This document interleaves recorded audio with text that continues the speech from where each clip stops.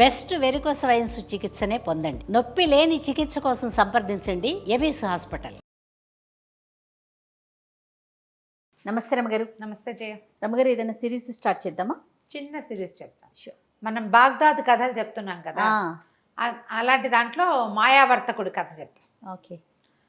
ఈ బాగ్దాద్ నగరంలో మారూఫ్ అని ఒక అబ్బాయి ఉండేవాడు. మారూఫ్ ఇతను ఏంటంటే పాత చెప్పులు రిపేర్ చేసేవాడు. కొంచెం తొందరగానే పెళ్ళయింది. ఏదో చెప్పులు రిపేర్ చేస్తే ఇక పావలా అర్థం వస్తుంది, ఏమిటో వచ్చి పడిపోతుంది. వ్యాపారం కాదు, పని. అంతే. పని చేసేవాడికి పని వచ్చితేనే డబ్బు వస్తుంది. ఎప్పుడైనా అంతే కదా, ఏ కాలమైనా అంతేను. సరే, ఏదో అట్ట పని చేసుకునేవాడు. పెళ్ళయింది ఇతనికి. అమ్మాయి పేరు ఫాతిమా. గంప గయ్యాళి, మామూలుది కాదు. డబ్బులు తెచ్చినా తిట్టేది, తేకపోయినా తిట్టేది. తెచ్చే ఇంతే తెచ్చామని తిట్టేది, తేకపోతే అసలు రాలేదని తిట్టేది. కొంతమంది ఉంటారు, ఇప్పుడు కూడా ఉన్నారు. అయితే ఇతనికి ఏంటంటే కొంచెం పరువుగా బతకాలన్న కోరిక ఈ మారూఫ్కి. తెచ్చుకున్న పావలో అర్థో మన తిండికి చాలు, గొడవ పడకూడదు, తగాదా పడకూడదు, వీళ్ళు కొట్టుకుంటున్నారు అని చుట్టుపక్కల వాళ్ళు చెప్పుకోకూడదు. కానీ అలాంటి ఆశ ఏనాడు నెరవేరనిచ్చేది కాదు వాళ్ళ ఆవిడ, ఒప్పుకునేదే కాదు. సరే, ఒకనాడు ఏమైంది, ఏదో పని చేసుకోవడానికి బయటకు వెళ్తుంటే రొట్టెలు అమ్ముతారు ఆ ఊళ్ళో, బన్నులు లాంటివి అనమాట. నువ్వు ఏం తెస్తావో ఏం తేవో నాకు తెలీదు, సాయంత్రం వచ్చేటప్పుడు బాగా తేనె పోయించి తీపి రొట్టె పట్టుకురా అని చెప్పింది. బన్నులో తేనె పోసిస్తారు. సరే అని వెళ్ళాడు. వాడి కర్మం ఏమిటో, పొద్దున్నుంచి సాయంత్రం వరకు రూపాయి 10 పావలా కూడా రాలే. రూపాయి అనకూడదు, 10 పైసలు కూడా రాలేదు. ఎవరి వాకిట్లోనూ కూర్చుంటే వాళ్ళు ఏదో కాస్త మధ్యాహ్నం ఓ చపాతీ ఏదో ఇచ్చారు, అది తినేసాడు. పెళ్ళామేమి కట్టివ్వల. సాయంత్రం దాకా అయ్యింది, ఏమీ లేదు. చపాతీ తిన్నాడు కాబట్టి ఆగింది ప్రాణం. ఏం చేయాలో తెలియలే. ఇంటికి వచ్చే దారిలో ఆ రొట్టెల దుకాణం కనపడింది. ఆ దుకాణాన్ని చూసేసరికి వీడి కళ్ళల్లో నీళ్ళు రావటం మొదలుపెట్టి, ఇప్పుడు ఇంటికి వెళ్తే అది ఏం గోల్ చేస్తుందో, చుట్టుపక్కల వాళ్ళ పెళ్ళానికి రొట్టె కూడా కొనిపెట్టలేడంటే ఎంత పరువు తక్కువ అని కాస్త బికమహం వేసుకుని ఆ చెట్టు దగ్గర నుంచున్నాడు. నుంచుంటే కంట్లోంచి నీళ్ళు వస్తున్నాయి వాడికి దుఃఖంతో. పరువుగా బతుకుతామంటే ఒక్కరోజు పరువైన రోజు లేదే బతుకులో. ఇలా చింతిస్తుంటే ఆ దుకాణం యజమాని ఏదో గిన్నెతో నీళ్ళు తీసుకొచ్చి చెట్టు దగ్గర పోయటానికి వచ్చి చూశాడు. ఎరా మారూఫ్, ఏంట్రా సంగతి అన్నాడు. అన్నాక ఏమరా అలా ఏడుపు మూత పెట్టుకున్నావు అనేసరికల్లా, ఏం చేయనన్నా, ఒక్క పావలా గిట్టుబాటు కాలేదు ఇవాళ. మధ్యాహ్నం ఆ ఫలానా వాళ్ళు ఎవరో ఒక చపాతీ పెట్టారు, తిన్నాను. మా ఆవిడ ఇంట్లో ఏం చేస్తుందో నాకు తెలియదు, బాగా తేనె పోయించి రొట్టెదే మంది, పావలా అయినా వస్తే నీకు ఇచ్చి తీసుకుందును, 10 పైసలు కూడా రాలేదన్నా ఈ పూట.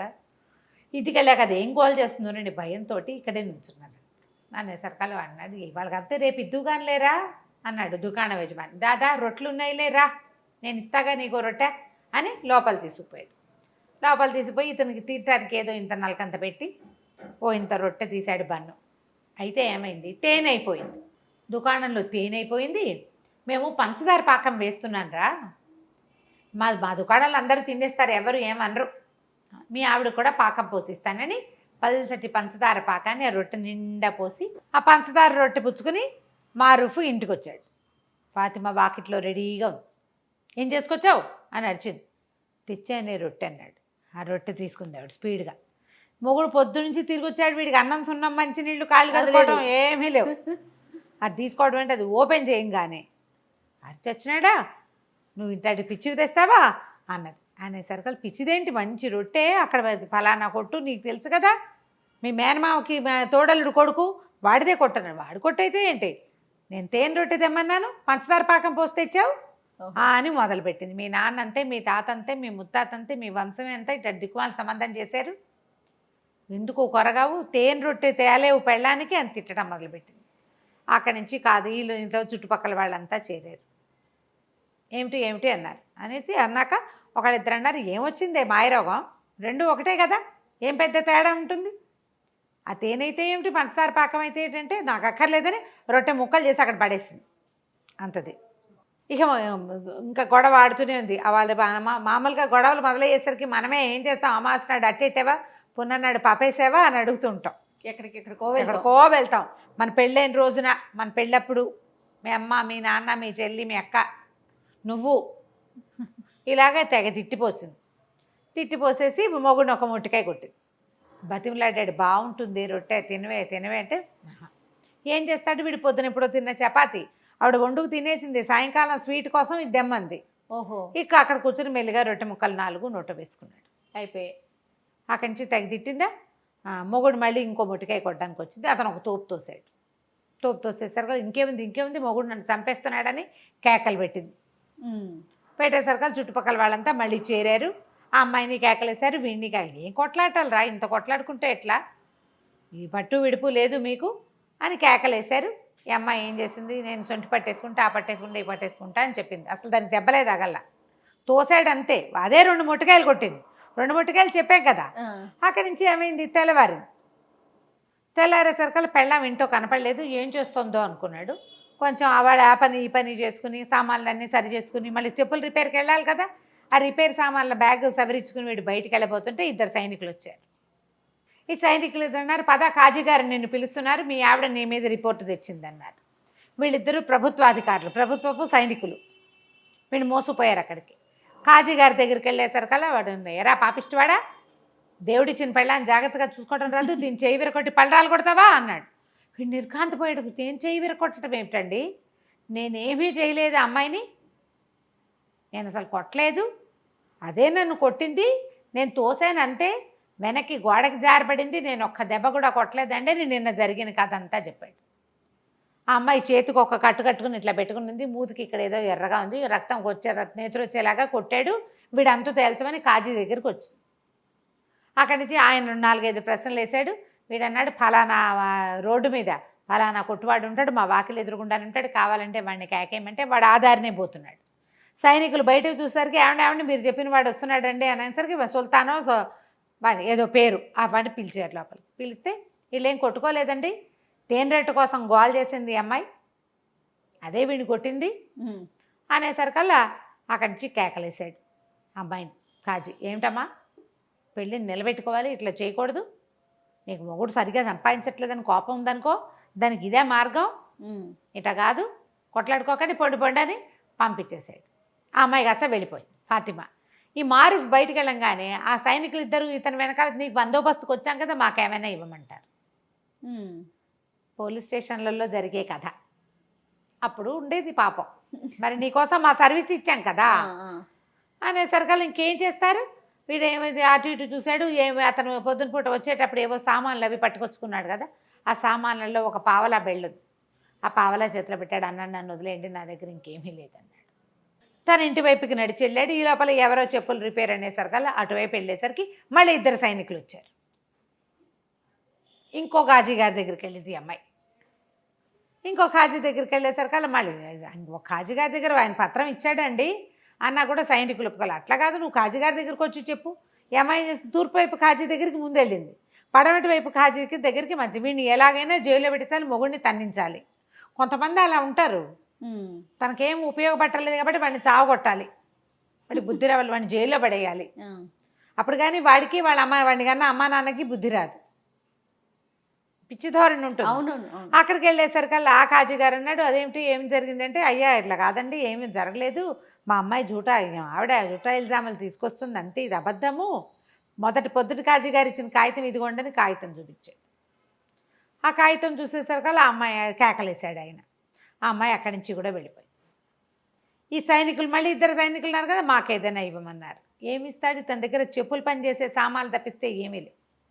సరే, అక్కడ ఏదో ఇనుప సామాన్లు కొట్టుంటే ఈ చెప్పులు బాగు చేసే 2 వస్తువులు అక్కడ అమ్మేసి తాకట్టు పెడితే ఏం రాదు. అవి వచ్చిన పావలా చెరుకో పావలా ఇచ్చాడు. చిచ్చి అనుకున్నాడు, నా బతుకు దిక్కుమాలిన బతుకు, ఇక నేను ఇంటికి వెళ్ళాం అని చెప్పేసి అలా నడుచుకుంటూ వెళ్ళిపోయాడు. నడవగా ఎక్కడో నీరసం వచ్చాక ఓ చోట కూలబడ్డాడు. అక్కడ ఒక పురాతన పాడుబడిపోయిన ఇల్లు ఒకటి. ఆ ఇంటి దగ్గర కూర్చున్నాడు. అక్కడి నుంచి వాడికి తన జీవితం ఆలోచించుకుంటుంటే ఎంత దుఃఖం వచ్చిందో. నన్ను పొద్దున్న సైనికులు తీసుకెళ్లారు, చుట్టుపక్కల అందరూ చూసారా, ఏం పరుగుంది నాకు. కాజీ ఇంట్లోకి వెళ్ళటం, ఆ కాజీ ఇంటి చుట్టుపక్కల వాళ్ళంతా చూసారా, అక్కడ కూడా నేను కాజీ ఇళ్ళు పుచ్చుకు తిరుగుతానంటే ఏదో వ్యాజ్యానికి వచ్చాననే కదా చెప్పుకుంటారు. 2 చోట్ల పరుగు పోయింది తెల్లవారి పొద్దున్నే. పోనీ అక్కడి నుంచి యువతలకు వచ్చి ఎక్కడో పని చేసుకుంటుంటే మళ్ళీ అక్కడికి 2 సైనికులు వచ్చారు. మళ్ళీ ఈసారి తూర్పు కాజీ అయ్యాక పడమటి కాజీ దగ్గరికి వెళ్ళా. పని చేసుకునే చోట పరుగు పోయింది, కాజీ గారింటి దగ్గర పరుగు పోయింది. పరుగుగా బతకడానికి అవకాశం ఇవ్వట్లేదే ప్రభువు మనకి, అలా అవకాశం ఇవ్వట్లేదని పెద్ద పెట్టున ఏడవటం మొదలుపెట్టాడు. ఏడుస్తుండే సరకాల ఒక భారీ కాయంతో ఉన్న ఒకడు వచ్చాడు. ఎవరినైనా ఎందుకునైనా ఏడుస్తున్నావు అంటే నేనేం చెప్పను, నువ్వెవరు అన్నాడు. నేను ఎప్పుడో 300 ఏళ్ల క్రితం చచ్చిపోయా. ఈ ఇల్లు నాది అప్పుడు 300 ఏళ్ల క్రితం. ఆ ఇంటి మీద ఆశ చావక నేను ఇక్కడే బతుకుతున్నా. ఇల్లు పాడుపడిపోయింది క్రమంగా, నేను ఇక్కడే ఉంటా. ఎవరు ఇక్కడికి వచ్చి ఏడ్చినవాడు, అడిగినవాడు, పెట్టినవాడు లేడు. అంటే నీకు ఈ చెప్పుకుని ఏం ఇది ఉపయోగం, ఆరుస్తావా తీరుస్తావంటే ఆర్చగలను, తీర్చగలను, నీకేం కావాలో చెప్పు అంటే ఎక్కడికైనా సరే నేను హాయిగా బతకడానికి ఒక ప్రదేశం కావాలి, నాకు పరువుగా బతకాలి, నేను ఎక్కడికైనా తీసుకెళ్ళి అంటే నగరంలో దింపుతానన్నాడు. బాగ్దాద్ నగరం వద్దు, బాగ్దాద్ నగరంలో తూర్పున నా పరువు పోయింది, పడమట్న నా పరువు పోయింది, నేను బతకలేను అంటే ఆయన ఏమన్నాడు, సరే నా వీపు మీద కూర్చో, నేను తీసుకెళ్తానని చెప్పేసి తీసుకెళ్ళిపోయాడు. ఎక్కడికో తీసుకెళ్ళి ఒక ఊళ్ళో వదిలిపెట్టాడు. తెల్లవారేసరికి అక్కడ ప్రత్యక్షం అయిపోయాడు. రాత్రి ఎక్కాడు, తెల్లారేసరికి ప్రత్యక్షం అయిపోయాడు. ఆ భూతం కాస్త వెళ్ళిపోయింది అవతలకి. వీడు ఆ నగరంలో చూస్తే వాళ్ళు ఎవ్వరూ మనలాంటి బట్టల వాళ్ళు కాదు, మనలాంటి వ్యవహారం కాదు, అదేదో వేరే ప్లేస్. సరే వీడు నడవటం మొదలుపెట్టాడు. వారా వీరా అందరూ అడుగుతున్నారు, ఏ ఊరు, నీవేం వ్యాపారం చేస్తావు, నీకేమొచ్చు, నీకేం చేస్తావు, అది ఇది, మీదే ఊరు అంటే ఇతను ఏం చెప్పాడు, బాగ్దాద్ అని చెప్పాడు. బాగ్దాద్ నుంచి ఎప్పుడు బయలుదేరావు అని అడిగారు. అడిగితే నిన్న రాత్రే అన్నాడు. అనగానే పక్క నవ్వారు. ఏమిటి బాగ్దాద్ ఇక్కడికి ఎంత దూరమో తెలుసా, బళ్ళ మీద వచ్చినా 1 ఏడాది పడుతుంది. ఇక్కడి నుంచి వ్యాపారానికి వెళ్ళే వాళ్ళు ఉంటారు, 1 సంవత్సరం పడుతుంది అక్కడికి వెళ్ళటానికి. రాత్రికి రాత్రే ఎలా వస్తావు, మతిగాని పోయిందా నీకు, పిచ్చివాడని అందరు నవ్వుతున్నారు. అయితే ఆ సమయంలో ఒక ఆయన అక్కడికి వచ్చాడు, ఒక వ్యాపారస్తుడు. చూసి ఎవరు ఏమిటి అని అడిగి మిగిలిన వాళ్ళందరినీ కేకలేసారు. ఏంటి పై ఊరు నుంచి ఎవడో వస్తే ఆయన ఏం నిద్ర సరిగ్గా లేదో, అందుకని ఏదో తీర్పుమరుపుగా చెప్తున్నాడు, నేను మాట్లాడతాను, మీరంతా పొండి అని అందరినీ కేకలేసి అతన్ని తీసుకొచ్చాడు. తనతో పాటు ఓ సావడి లాంటి చోట కూర్చోబెట్టాడు. ఆ చావట్లో భోజనశాల ఒకటి ఉంది వెనకాల. వాళ్ళని కేకేస్తే వాళ్ళు వేడి తేనీరు 2 రొట్టెలు పట్టుకొచ్చారు. చేరుకో 2 రొట్టెలు తిన్నారు, టీ తాగాక అతను అడిగాడు, ఏ ఊరు మీది, ఎవరు ఏమిటి అంటే బాగ్దాద్ నగరం, ఇట్లా పరుగు పోయిందని నేను ఊరు నగరపు చివర్లో శివార్లలో ఉన్న ఒక పాత ఇంట్లో పడుకుని ఏడుస్తుంటే ఓ భూతాన్ని నన్ను ఇక్కడ దింపిందంటే ఆయన ఆశ్చర్యపోయాడు. అవునా అనేసి బాగ్దాద్ నగరంలో మీది ఏ ఊరు, ఏ ప్లేసు అన్నాడు. ఎర్రవీధి అంటారు దాన్ని, లాల్ బజార్ అనమాట. ఎర్రవీధి అండి అంటే ఆ ఎర్రవీధిలో ఎన్నో ఇల్లు మీద అన్నాడు, ఫలానా ఇల్లు అన్నాడు. అక్కడక అత్తర్ సాహిబ్ ఒక ఆయన ఉండాలి కదా, అత్తర్ల వ్యాపారం చేసేవాడు ఆయన ఉన్నాడా అన్నాడు. ఉన్నాడు. ఎంతమంది పిల్లలు, ఆయనకు 3 కొడుకులు, ఏం చేస్తున్నారు అన్నాడు. పెద్ద అతనేమో మదరసాలో టీచరు, 2వ అతను దర్జీ, 3వ వాడు చిన్నప్పుడే లేచకపోయాడు, చిన్నప్పుడే వెళ్ళిపోయాడు. నా వయసు వాడే, కాస్త 1 ఏడాది 2 ఏళ్ళు పెద్దవాడు. మేమిద్దరం చిన్నప్పుడు కలిసి ఆడుకునే వాళ్ళం. వాళ్ళ ఇంట్లో నుంచి అత్తర సీసాలు తెచ్చి ఇచ్చేవాడు మా ఇంటికి. మా ఇంట్లో వాడిచ్చిన అత్తర సీసా ఇంకా నా దగ్గర ఉంది. వాడు చాలా మంచివాడు, నా చిన్నప్పటి స్నేహితుడు. అంటే వాడు బాగా నడిచాడు ఆ వ్యాపారస్తుడు. నేనేరా నాయన ఆలీ వాడి పేరు, నేనే ఆలీని. నేను చాలా కష్టాలు పడ్డాను. మా చిన్నప్పుడు వాళ్ళ నాన్న కొడితే ఇంట్లో నుంచి లేచక్కపోయాడు.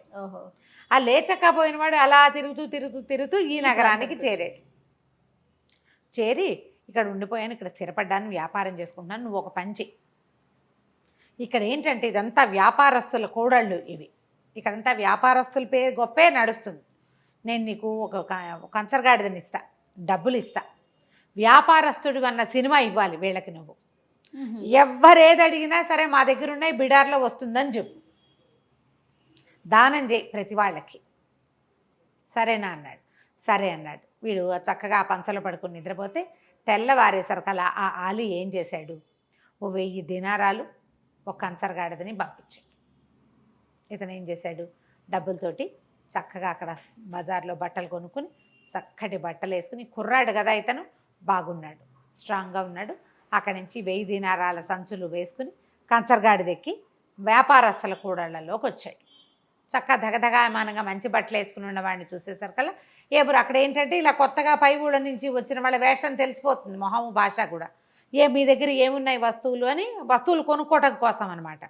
మీ దగ్గర ఏమున్నాయి, అవి ఉన్నాయా, ఇవి ఉన్నాయా, మీకు పట్టు వస్త్రాలు ఉన్నాయా, మీ దగ్గర సుగంధ ద్రవ్యాలు ఉన్నాయా, అక్కడి నుంచి ఏమో ఇవి ఉంటాయి కదా మన మిరియాలు, అవి స్పైసెస్ అవి ఉన్నాయా, ఇవి ఉన్నాయి. ఓహో బేళ్ళు ఉన్నాయి, కొల్లలు ఉన్నాయి, నా దగ్గర అవి ఉన్నాయి, నా దగ్గర ఇవి ఉన్నాయని చెప్పాడు. వాళ్ళు ఏది అడిగితే అది ఉందంటాడు. అక్కడి నుంచి ఒక ముష్టివాడు ఎవడో వస్తే ఇట్లా బ్యాగ్లో చేయి పెట్టి ఒక గుప్పెడు డబ్బులు తీసి ఇచ్చాడు. వీళ్ళు ఆశ్చర్యపోయి పెడుతుంపదేగా భలే ఇస్తున్నాడే అని ఆశ్చర్యపోయారు. అక్కడి నుంచి మసీదు వేళ అయింది, మధ్యాహ్నం ప్రార్థన సమయం అవుతుంది కదా. ప్రార్థనా సమయంలో ఏం చేశారు, అందరూ ప్రార్థనకు రండి హుజూర్ మీరు కూడా అని ఈయన కూడా తీసుకుపోయారు. లోపలికి వెళ్ళి ప్రార్థన చేసిన తర్వాత ఈ సంచిలో చేయి పెడతాడు, ఓ గుప్పెడిటు ఓ గుప్పెడిటు ఓ గుప్పెడిటు ఓ గుప్పెడిటు చొప్పున దానం చేసేస్తున్నాడు. ఆశ్చర్యపోయారు. సరే భోజనశాలకు తీసుకుపోయారు. ఇవాళ భోజనం నా ఖర్చు అని అందరికీ భోజనం 100 దీనారాలు పెట్టి భోజనం పెట్టి చేశాడు. చాలా ఆశ్చర్యపోయారు.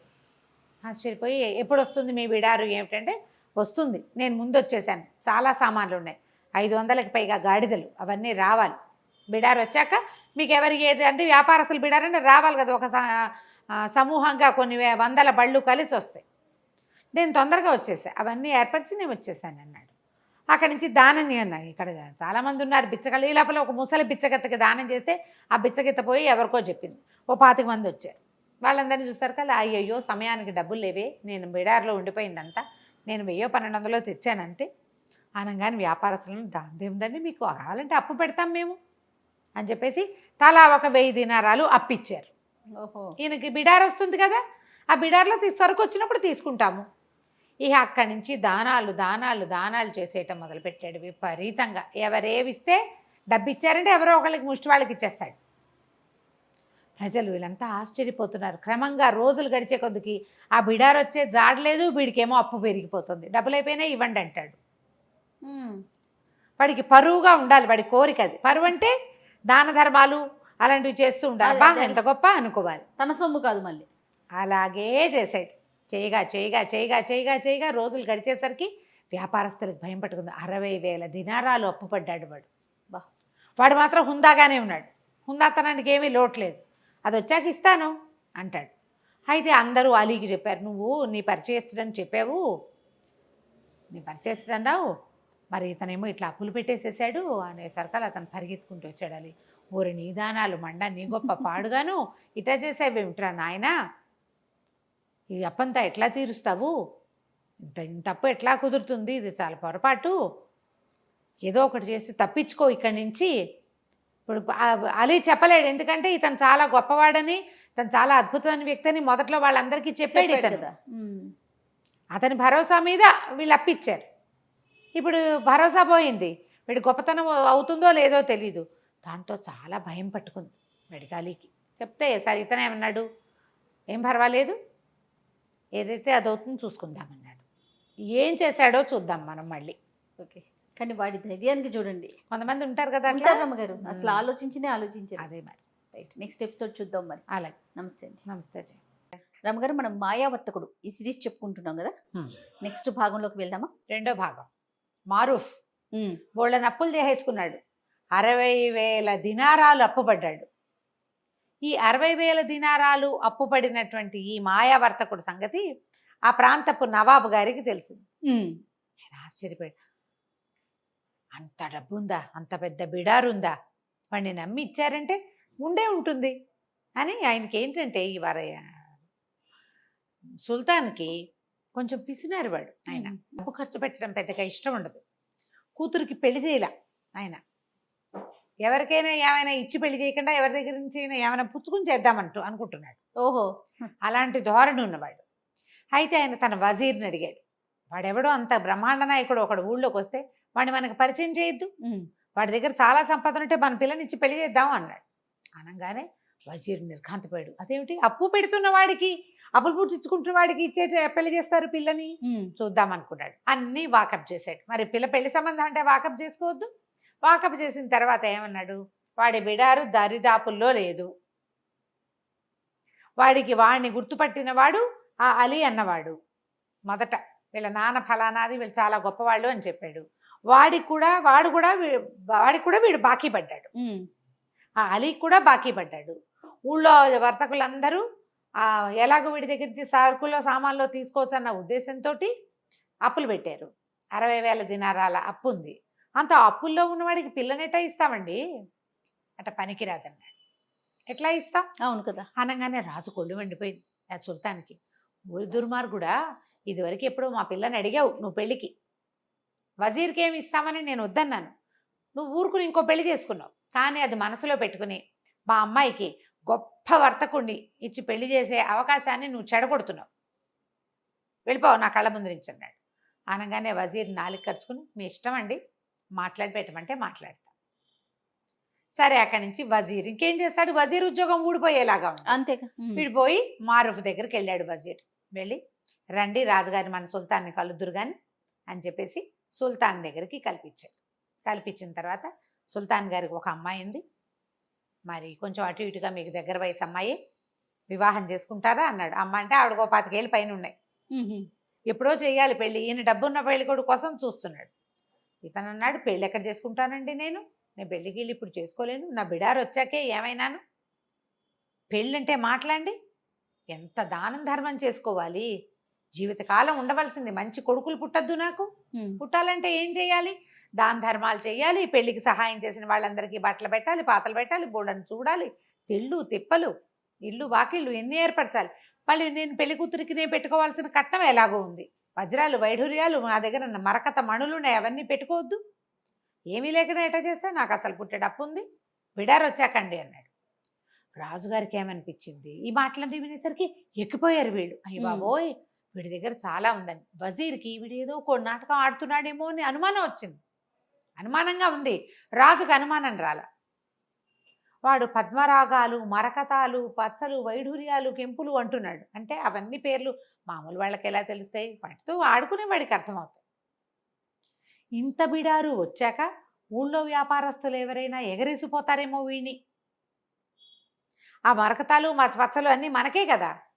ఆయన ఎట్టా ఆలోచించాడంటే రేపు నాటికి వీడు వేరే దేశస్థుడు, మా దేశం మేము పోతామంటే మన పిల్ల మన దగ్గరే ఉంటుంది, దానికి ఇచ్చిన పచ్చలు మరకతాలు మాణిక్యాలు మన దగ్గరే ఉంటాయి, అంతే, వాడు లేచకపోయినా పర్వాలేదు.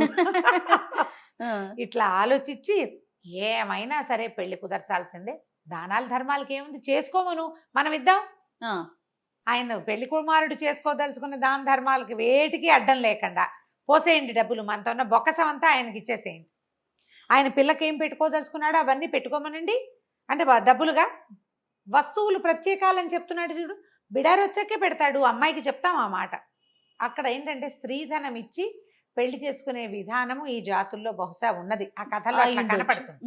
స్త్రీధనం ఇవ్వాలంటే అమ్మాయికి ఒక 25,000 దినారాలు, అమ్మాయి ఒక బొక్కసం ఉంటుంది ప్రత్యేకంగా, వాళ్ళకి బొక్కసం అంటే ధనాగారం అనమాట, ఓ బాక్సులో పోసి ఇస్తారు, అది ఆ అమ్మాయికి రేపొద్దున సేఫ్టీ, వీడు వదిలేసి వెళ్ళిపోయినా ఏదైనా అయినా ఆ డబ్బు ఆ అమ్మాయిది.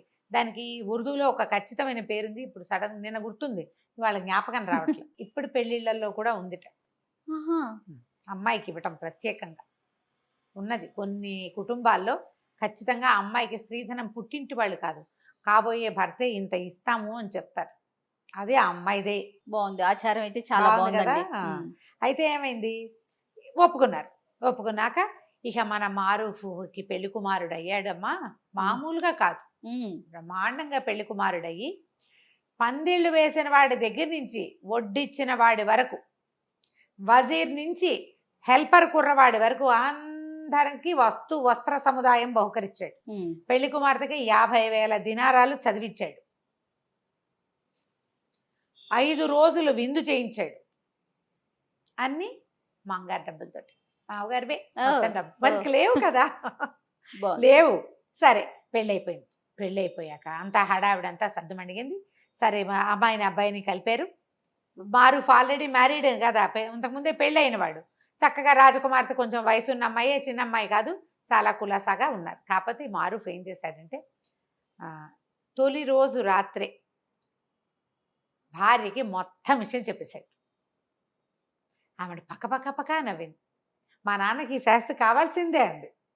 ఇలాంటి మోసం భలే ఉంది, మోసం ఇంత మాయా అని. పోన్లేండి మా నాన్న అడిగేదాకా మాట్లాడకండి, మనం కులసాగా ఉందా ఉంది. హాయిగా మొగుడు పెళ్ళాం ఎదురు చిలకా గోరింకాలే రాజుగారి ఇంట్లో ఉన్నారు. రోజులు గడుస్తున్నాయి, బిడారు పత్తా లేదు. రాజుగారికి టెన్షన్ పట్టుకు వెళ్ళింది. వీళ్ళ బొకసంతా ఖాళీ అయిపోయింది. అక్కడి నుంచి రోజువారీ అల్లుడు గారికి అలవాటైన అవి ఉన్నాయి కదా దాన ధర్మాలు. మసీదుకి వెళ్తే దానం చేయాలి, ప్రార్థనకి వెళ్తే చెయ్యాలి, చాపేసిన వాడికి ఇవ్వాలి, టోపీ పెట్టిన వాడికి ఇవ్వాలి, ఇచ్చేస్తున్నాడు. రాజుగారి బొక్కసం అంతా ఖాళీ అయిపోయింది. అవి లేవు, ఇవి రావు. ఇక వజీర్ని పీడించడం మొదలుపెట్టాడు. వజీర్ కాస్త మహాప్రభు మీరు అడక్కండి, వీడు దొంగ గ్యారంటీగా. మా వర్తకుడు అంటే వర్తకుడు కదా, వీడు మాయావర్తకుడు, వీడు మాయవాడు, వీడిని నమ్మడానికి వీల్లేదు. మీ అమ్మాయి వాడితో కాపురం చేస్తుంది, ఆ అమ్మాయితోటి అడిగించండి అనేసరికల్లా సుల్తాన్ గారు పరిగెత్తుకుంటూ కూతురు దగ్గరికి వచ్చి, అమ్మాయి ఇగో ఇట్లా ఉంది పరిస్థితి, మీ ఆయన అడుగు విడారు ఎప్పటికి వస్తుందో అంటే, ఆ రోజు రాత్రి భర్తకు చెప్పింది, నా మాట వినండి, మరి మీకు నా దగ్గర ఒక 50,000 ఉన్నాయి, మీరు ఇచ్చింది కాదు, నా దగ్గర ఉన్నాయి. ఆ అమ్మాయి జమ చేసుకుంది, వాళ్ళు వీళ్ళు ఇచ్చిన డబ్బులు, ఏదైనా తండ్రి ఏదైనా బర్త్డేలకు ఇచ్చింది, ఆ అమ్మాయి ఖర్చులకు ఇచ్చినవి అవన్నీ పక్కకేసి పెట్టుకుని, మీరు ఇచ్చిన బాక్స్ బాళంగా బాక్స్ అట్లాగే ఉంది, అది ముట్టుకోరట, ఖర్చు కూడా పెట్టట్టు, దాన్ని ఇస్తాను, ఇవి పుచ్చుకుని వెళ్ళిపోండి, ఎక్కడో చోట బతకండి, వస్తాడని చెప్తా మా నాన్నకి. కొద్ది రోజుల వరకు నువ్వు వస్తావు, బిడార్ కోసం వెళ్ళాడు వస్తాడు అంటే ఓ నెల రోజులు ఆగుతాడు కదా, ఆ నెలలో నువ్వు ఈ దేశం చేరిపోతావు, ఏదో ఒక దేశం చేరిపోయి ఏదైనా చిన్న వర్తకం చేసుకుని బతకండి అని చెప్పేసి సరే ఇతను 50,000 దినారాలు పుచ్చుకుని ఏం చేస్తాడు, అయ్యో ఇంత చక్కటి భార్య, ఇంతకుముందు రాకాసి మొహంది అది, ఇంతకుముందు ఉన్న భార్య ఏమిటి 3 కాజీల దగ్గరికి తిప్పింది కదా, బోళ్ళంత డబ్బులు, పైగా తనే దెబ్బలు కొట్టుకుని వీడే కొట్టాడు అంటుంది, దుర్మార్గురాలు. దాన్ని వదిలేసి వచ్చిన బాధ లేదు, ఈ అమ్మాయి ఇంత చక్కటి మనిషిని వదిలిపెట్టాల్సి వస్తుందని చాలా చింతపడ్డాడు. కానీ ఇంకేం చేస్తాడు, 50,000 దినారాలు పుచ్చుకుని ఓ గుర్రాన్ని దేనో సంపాదించి పారిపోయాడు.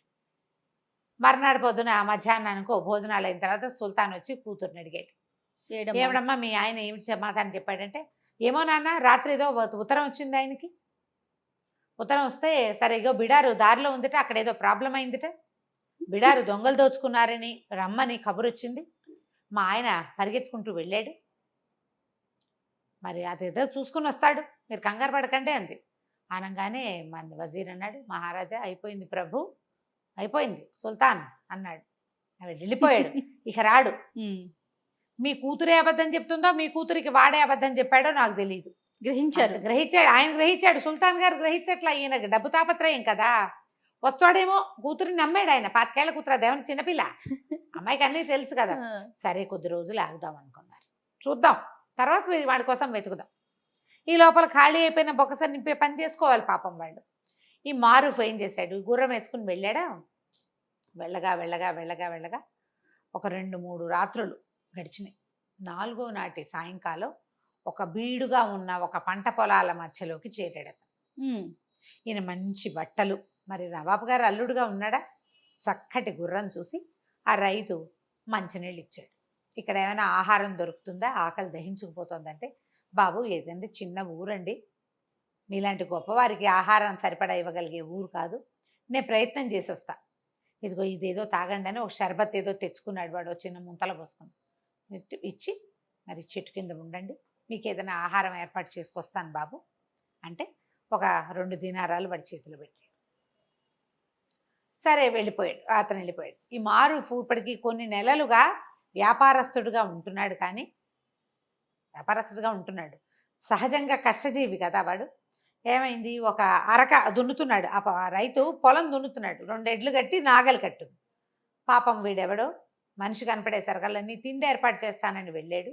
వాడు వచ్చే లోపల 2 పర్రాలు దున్నితే కనీసం వాడు కాస్త సంతోషిస్తాడని ఇతను ఏం చేశాడు, ఆ జాట్లోకి పోనిచ్చాడు, ఎద్దుని దున్నడానికి 2 ఎడ్లని హే హే అన్నాడు కానీ దానికి ఇట్లా జాలుగా ఉంది. మామూలుగా ఎలా ఉంటుంది, అరక ఒక రౌండ్లో దున్నుతారు కదా, దానికి ఒక గీత కనపడుతూ ఉంటుంది. ఇతనికి అలవాట్లేక హే హే అనేసరికల్లా అవి ఇట్లా పోకుండా ఇట్లా పోయినాయి పక్కకి. ఈ పక్కకి పోయేసరికల్లా ఈ నాగలి ఇంకో పక్కకి లాగింది, మొదటి గీతలో లేదు, 2వ గీతలో ఉందన్నమాట. ఆ గీతలోకి వెళ్ళి వెళ్ళి వెళ్ళి ఎక్కడో పట్టేసింది. ఎంత హే అన్నా హాయ్ అన్నా ఏమీ రావటం. ఇతను కొంచెం గట్టిగా అదిరిచ్చి తను కూడా అరకపుచ్చుకొని లాగడానికి ట్రై చేశాడు. కింద ఏదో పట్టుకుపోయినట్టు అర్థమైంది. సరే ఏం చేశాడు, అరకని వదిలిచ్చి ఆ పక్కన ఏదో పలుగు గుణప ఉంటే అది తెవ్వాడు.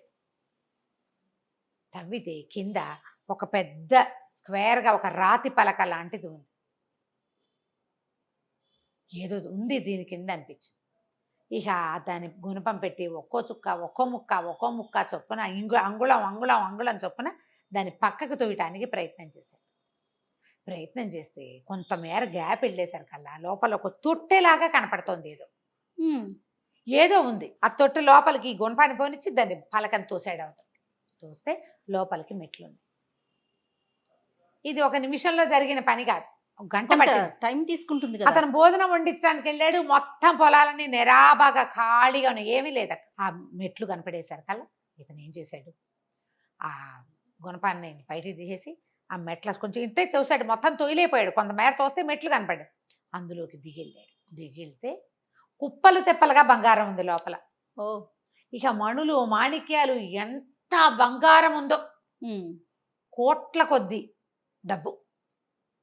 ఆశ్చర్యపోయాడు, ఎంత అదృష్టం అది కదా. సరే ఏం చేశాడు, పైకి వచ్చేసి ఆ పల్లని యథాతథంగా మళ్ళీ మెల్లిగా ఎంత తోసాడు, తను పట్టడానికి కింద మేర తోసాడు. ఒక మూరం బాతిగా తోసాడు. మళ్ళీ తోసేసి మట్టి యథాప్రకారం లాగేశాడు. చెట్టు కిందకి వచ్చినాడు. పోయి ఒక 2 గంటలు గంటన్నర గడిచాక ఆ రైతు బకర ఇది చేసుకుంటాడు, సేద్యం చేసుకుంటున్నవాడు చక్కగా 4 ముంతలు చెంబులు అన్ని పెద్ద సంచులు పెట్టి పట్టుకొచ్చాడు.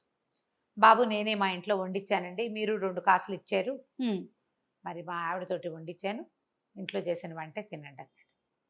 అన్నాక మారూఫ్ కూర్చొని తను తింటూ ఈ అబ్బాయికి కూడా పెట్టాడు. నువ్వు కూడా తినబోయి అన్నాడు.